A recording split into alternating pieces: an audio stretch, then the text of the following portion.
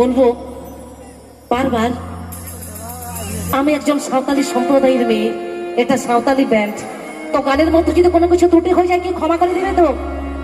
কি সঙ্গে থাকবে তো? পাশে থাকবে?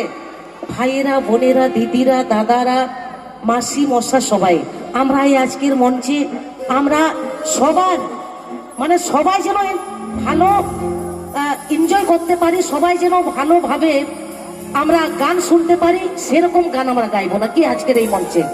তো চলো তাহলে একটা টুসু গান, টুসু গান হয়ে যাক। চলো টুসু গান হয়ে যাবে। আজকে আমাদের টুসু পরব ওঠে, আজকে আমাদের টুসু পরব ওঠে একদম গুড় পিঠে আর একদম ওই চপসা মুড়ি নাই, ও খাইয়ে নিব, চলো কোনো চাপ নাই। চলো